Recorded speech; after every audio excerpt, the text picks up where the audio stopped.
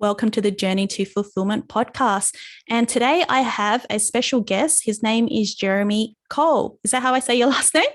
Yeah, Khoh, very good. Oh, very nice. Cool. Welcome to the podcast. Thanks, Pauline. Great to be here. Thanks for having me. No worries. So, Jeremy, firstly, how I'd like to start is for you to introduce yourself and also what do you do? Sure. So my name's Jeremy Khoh. I'm a coach. I help entrepreneurs as well as executives, both here and in the US, with I specialize around engagement and the impact that engagement has on performance and profitability. Great. Awesome. Okay. And in terms of your journey to fulfillment, I'd like to ask you as well, what's your story? Yeah. So we've got a similar story, Pauline, in terms of journeys to fulfillment. So starting out in the corporate world, which was in finance. And so, yeah, really that was a function of growing up and just doing the thing, going to school, going to uni, just living to the expectations of parents and those around me as well.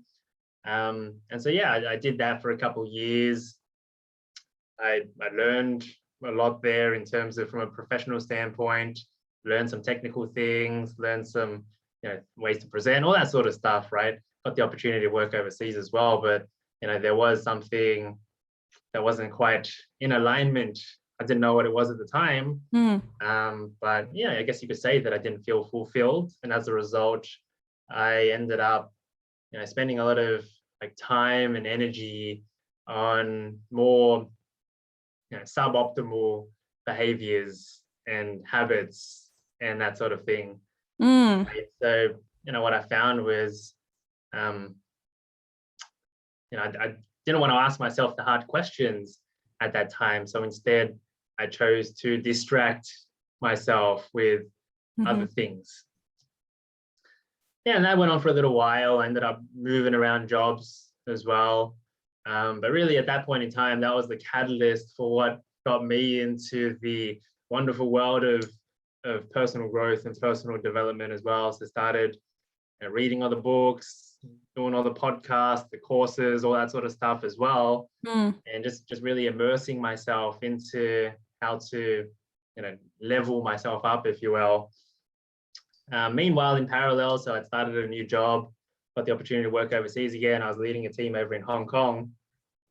And it was at this point in time where I found that not only was I leading a team over there through technical and professional aspects, but there was also a lot of guidance and coaching from a personal growth perspective as well, right? That's psychology, physiology. And here I was like, this is where I had the insight.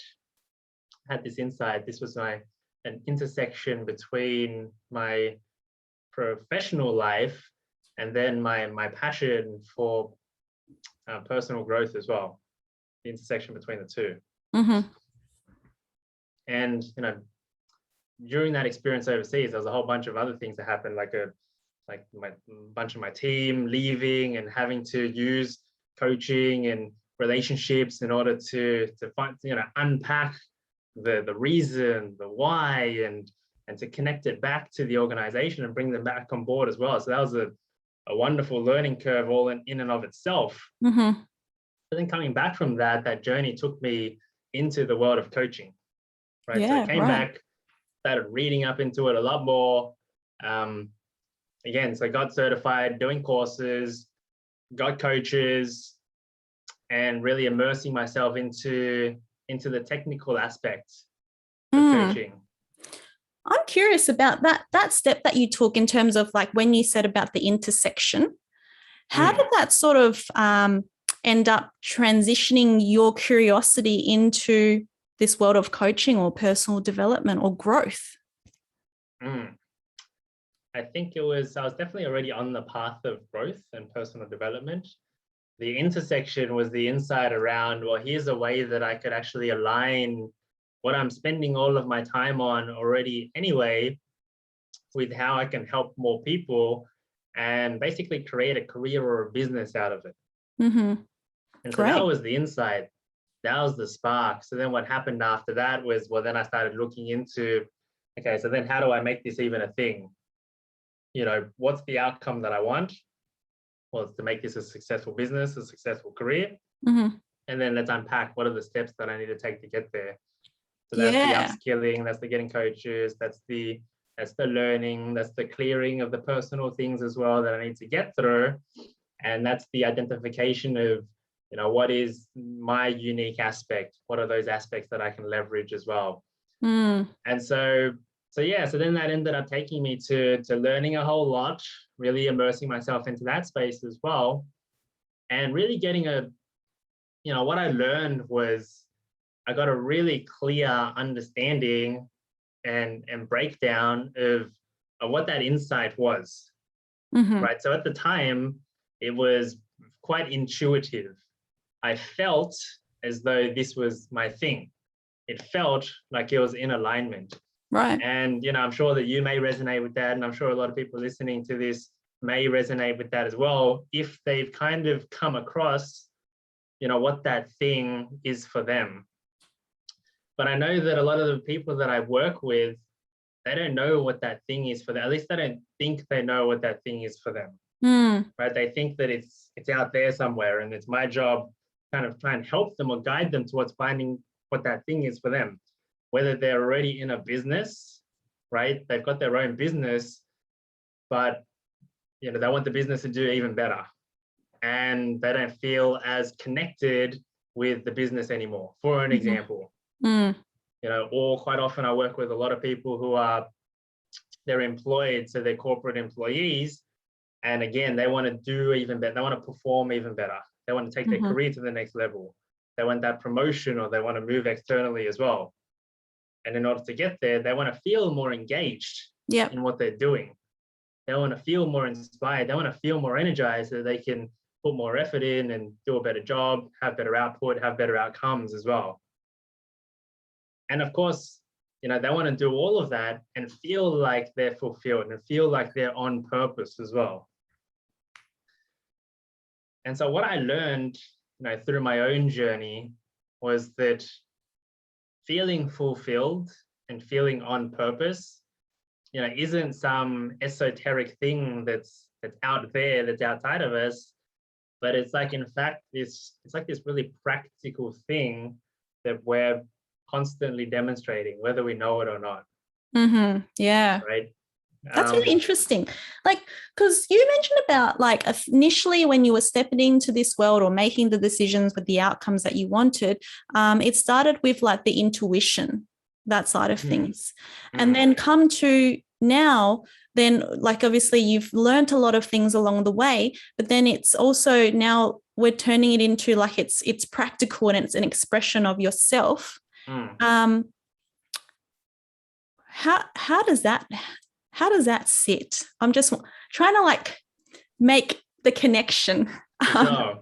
With the practicality, with the intuition. Is it when you say it's not esoteric as such? Can you give some more explanation around that? For sure. Yeah, for sure. And I mean, ultimately, as humans, what we're always doing, whether consciously or unconsciously, is we're doing that, we're making decisions and we're taking actions of which we think are going to most efficiently and effectively help us fulfill our values. Right? What's most important to us and why. And when we do that, when we fulfill our values, that's when we feel the most fulfilled. Right? And this can happen consciously, or vast majority of the time it's unconscious. So if I was to rewind back to when I had that moment of insight, that intuition, that was an unconscious fulfilling, right? That's when I felt kind of unconsciously and intuitively, well, here is that intersection. Here are my values being fulfilled.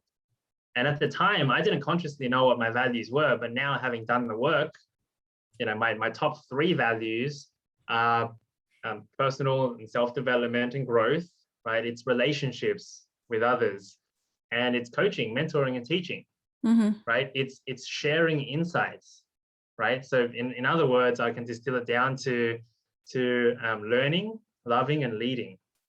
Right? Yeah, Those are my three beautiful. values. And at the time, I didn't know it, but I stumbled across, well, here was the intersection between each of those three. In what I do now, I'm able to continuously learn and grow and help others do the same. I'm able to relate and interact with different people from all over the world, right? So there's the relational aspect. And then I'm coaching, teaching, and mentoring every single day. Here was the perfect intersection of the three. And so that is my values. That is my purpose. So when I talk about values, you know, oftentimes in our common language, when we hear about values, we think honesty, integrity, trust, all those sort of things, right? Which are, you know, there may be things that someone thinks that they do value. But when I talk about values in this context, I talk about things that, you know, we value so much that we're continuously showing up towards them, right? So like we're continuously demonstrating by what we're doing that we value these things. Yeah. And so for me, I'm continuously demonstrating that I value growth, relationships, coaching, teaching, mentoring in my business. Mm-hmm. Hey, I got a question about this actually. Then what about if, as we know, like a lot of people, they value, like time is one of our most precious commodities, and money obviously is a tool as well.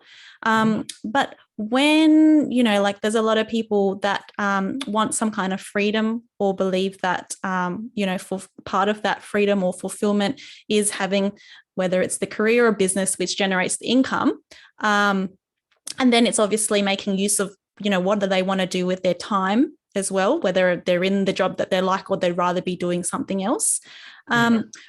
Like you and I would probably have hours of conversations about values, and we could probably go on a very deep level. But say for the person who, you know, they say, well, in terms of my values, what I think about is time and money and family, for example. What do you say to like that in terms of, are they really values, or is it just like something that they believe that they need to have? So I think that's a great question. And so the first two questions that I ask in eliciting someone's values is, objectively speaking, you've got 168 hours in the week. How do you spend your time? Right. So we can all say that we value time because it is our only unrenewable resource. But time in and of itself is not something that you can demonstrate that you're doing with it.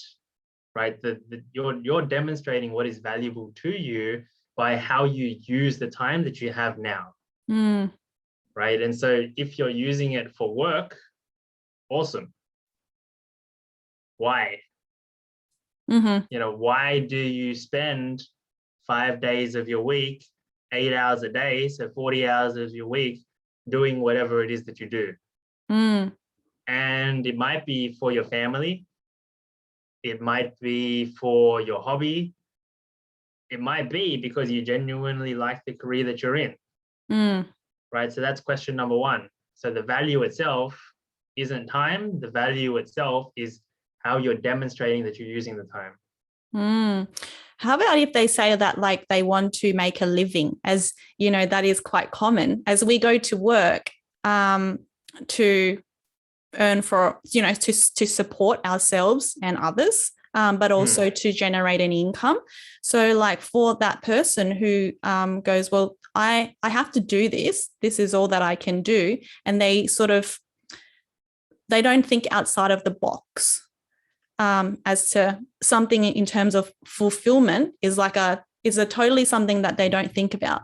So yeah, like when they say that, well, I have to make a living, do you have any sort of views on that? Yeah, so I guess when I hear I have to make a living, I would unpack, you know, what do they mean by that? Do they, you know, if we look at Maslow's hierarchy of needs, we have to be satisfying those safety and security needs before we can even consider self-actualization, growth, fulfillment, all that sort of stuff, right? So I can completely understand and empathize and relate with someone who is just meeting those safety and security needs. And so in that case, that's, you know, that's completely cool. But like when you're not working, what are you doing? Yeah. You know, when you're not working, what else do you enjoy spending your time on? If your current work you feel like is not your passion, is not your purpose, is not inspiring you, or what are you doing that does inspire you, that does energize you? You know, what else are you doing with your time? That's question number one. Question number two is, you talked about money. Again, we all value money, sure, but money is just a tool. Money is just energy. Money in and of itself is not a value, right? You may value the act of like generating more money and building wealth. That's a value. That's a very useful value because you have more tools to deploy and do things with. But again, similar question, objectively speaking, if I was to look into your bank account, what are the top 3 things that you spend your money on? That's a good one. Yeah. That'll be a great indicator of what you value. You know, that's what do you deploy your resources towards? You know, is it your family? Is it a hobby? Is it a business? Is it whatever? Is it entertainment? Yeah. Yeah, that's great. So it's about essentially connecting to the values first and uncovering or unpacking what they are is one of the most crucial steps. Is there any other things to consider as part of, or what else or things that you've learnt along your path of, you know, getting to where you're at as well? Yeah, so there's a whole process to go through in terms of, you know, different types of questions that can help us determine what is most valuable to us. Like, what are we demonstrating as our identity is most valuable to us, is most important to us, and why? I usually like to start off with the big 3: time, energy, and money. So we talked about time, we talked about money, and let's talk about energy. So what are the things that you do, that you exert energy on, that you also feel energized when you're doing that as well? So it's not like you don't feel drained after doing the thing, but you could spend whatever hours on it, and at the end of it, you feel like you can just keep on going. Right? The big 3, it's a great indicator where you're spending time, where you're spending energy, but you get energized, and where you're spending your money. Of those are the types of areas where you'll find your values, and there's a lot more questions that you can go through. But I think, you know, one of the key things that I've learned through this journey is that, you know, each and every single one of us, we've got our own things, right? We've got our own hierarchy. And the fulfillment comes when we get clear on what that hierarchy is. And then we honor that hierarchy, right? We get clear on what it is, and then we strategically plan and take actions every single day in the fulfillment of those values, right? Irrespective of what they are. Because what can tend to happen, and this happens quite commonly, is we take on values from other people, whether it's you know, parents, society, friends. We think that we should be doing something when what we truly value, we're putting lower.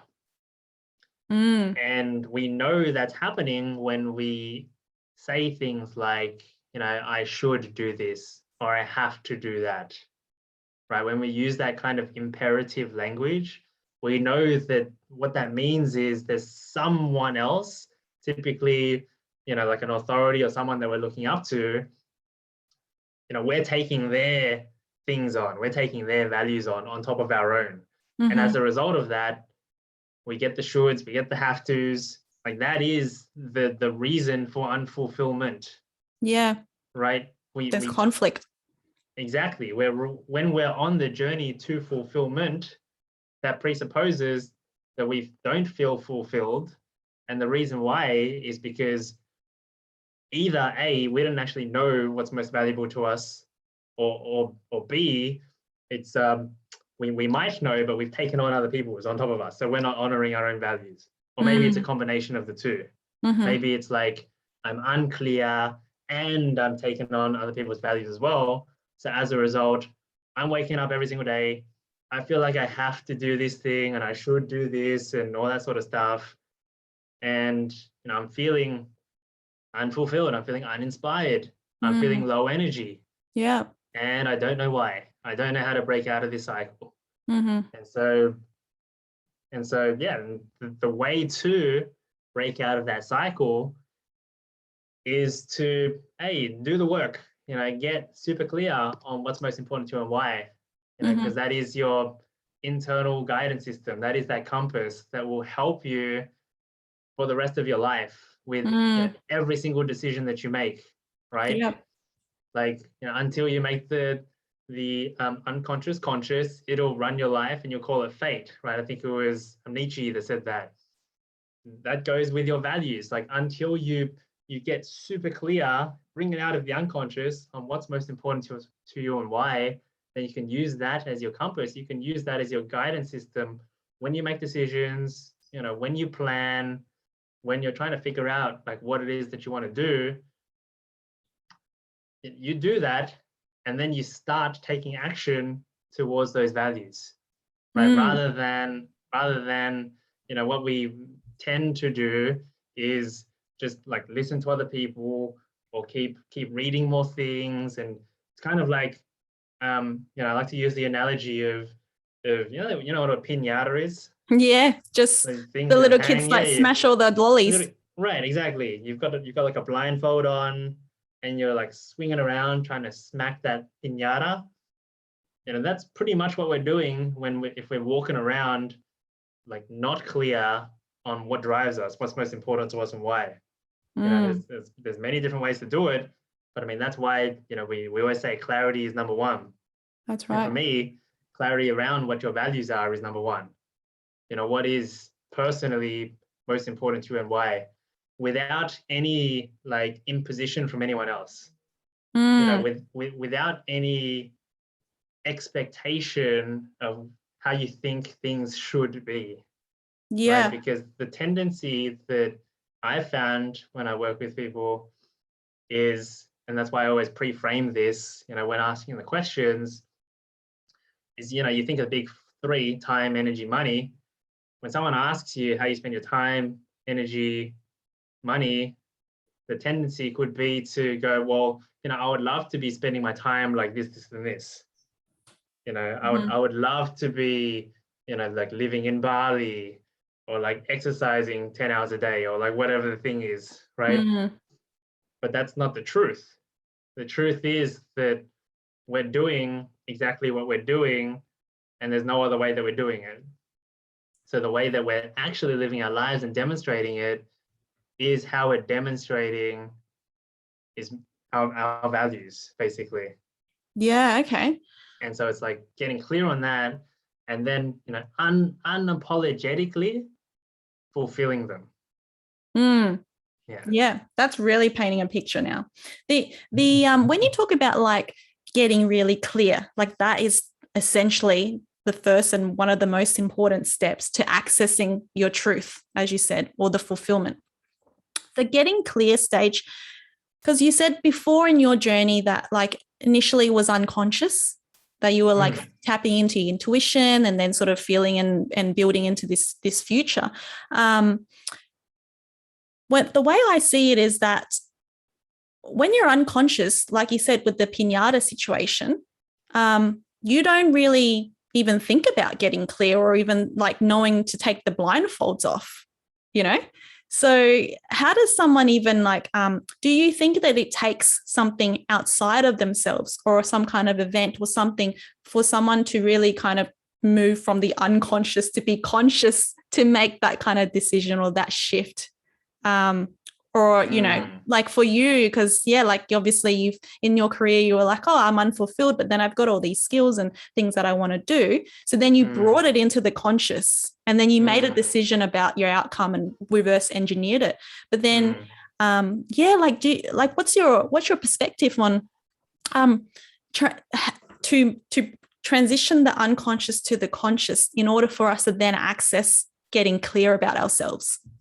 Yeah, that's a great question. And I think, you know, there's that saying that goes, and such a weird saying, that there's many ways to skin a cat, right? And, you know, what I've found is that this determination of values and then using that as the guidance system is, at least in my experience, one of the most efficient ways to bring that unconscious to the conscious, right? Because, you know, by going through a specific process, a specific series of questions to help us actually figure out, you know, without any expectations or without any fantasies or anything like that, you know, what is actually most important to us and why. Bringing those values and bringing that identity out of the subconscious to our conscious, so that we can consciously focus on them, be present with them, plan in alignment with them, take action in the fulfillment of them. You know, in so doing, every single day, we're conscious of that target, of that guidance. And, you know, as a result, that's when we feel the most fulfilled, inspired, energized. Yeah, that's great. And the other thing is about, you mentioned about the energy as well. And I know like there are, in terms of energy, that's a whole nother world, and there's lots of different areas that we could dig into. But for you, in terms of someone managing their energy, or being able to manage their energy in a way that they can focus on the things that fulfill them and take action, do you have any tips or advice on like how does one actually do that? Because, you know, obviously like many ways to skin a cat, and we can go and do yoga and do all these things that we see all around us to, you know, increase our energy. But is that really the way? Yeah. I think, this is a funny one, right? Because I think, so first and foremost, you know, certainly get the fundamentals down, right? Make sure you're eating well, you're drinking lots of water, and you're exercising, right? Like fundamentals, get those down and they'll make a dramatic difference. I actually did a post a couple of days ago, maybe it was like a week ago, on, you know, don't meditate just because you've heard that it's good for you, right? Don't do that. And here's what I mean by that. You know, like we all know the benefits that something like meditation has for your body and for your mind. We hear about the benefits that yoga has for the body and for the mind as well, right? But just because we hear about the benefits of them, like, doesn't mean that we're going to consistently do the thing, like consistently maintain the habit, and then as a byproduct of that, experience the benefits for ourselves. Right. And the reason why that is because, you know, like I've had clients before who have done meditation retreats for days at a time, and then would come back and they wouldn't be able to maintain their meditation practice, you know, once they've come back. And then I would ask them, like, why not? Listen to the answer, and then ask, you know, well, why is it important to you in relation to your values to actually do the practice? And the answer typically is that there's like, they don't really know. Like there's a lack of clarity as to how doing the practice actually benefits them specifically in relation to their values and what's most important to them. Okay. So it comes back to the same thing. I think it all comes back to the same thing. It comes back to the clarity. So even when it comes to energy, you know, once you've got the fundamentals down, Then we all love talking about, habits, routines, rituals, all that sort of stuff. And, they all work to different degrees. But the question I like to ask is, well, how does it work for you in relation to your values and your why? Yeah, Specifically. good one. Yep. Right. It's all about, what works for you and what doesn't work for you. So Yeah. so other than the fundamentals, I typically don't recommend any like cookie cutter morning or daily routines, if you will. But I do identify on a person by person's basis, what types of practices would specifically serve them. And generally what that would be is some combination of meditation, yoga, breath work, along with nutrition and exercise. And I love that you really pointed that out, because I think it's kind of like I know quite a lot of people out there that, there's just so many strategies, and it can just sort of be like, oh, try this and do that. And, but then it's like, oh, but I can't maintain the habit and all of these things. And it's great that you've been able to wrap it all up in terms of like, why are you doing it? And in relating it back to their values. Because if there's no alignment there, then it's easy to just not do it, or try something for a fad and then just drop off as well. Yeah, exactly. Like, it all comes back to the whole, we're always going to either do or not do that which we consciously or unconsciously think is going to help us fulfill our values in the most efficient and effective manner. Even though we hear that yoga and meditation is good for us, like cognitively, it makes sense, there's benefits to doing it, but we still don't do it. Well, why is that so? It's because, subconsciously we have our value system. We're putting other things on top of meditation and yoga in the fulfillment of our values, whatever that is. It might be sleeping, it might be TV, it might be work, it might be family time, whatever. It's until we unpack that, until we get clear on what that value system actually is, and then we can do the work. We can actually shift things around, right? Because it's kind of like a formula. The behavior is based off of a combination of what we're currently doing in terms of our identity values, as well as subjective value, benefits and drawbacks. Yeah. And we can play around with that by going, okay, what do we value? And then consciously linking and creating benefits of the meditation and of the yoga towards the values. And of course, if there's a natural synergistic link between the two, then the change is going to stick much more efficiently and much more effectively. Yeah, beautiful. Yeah, that's really valuable in terms of really linking that back to values and really having that purpose of why you're doing things as well. So yeah, that's really insightful. And then in terms of yourself, like these days, where are you at in terms of your journey at the moment of fulfillment?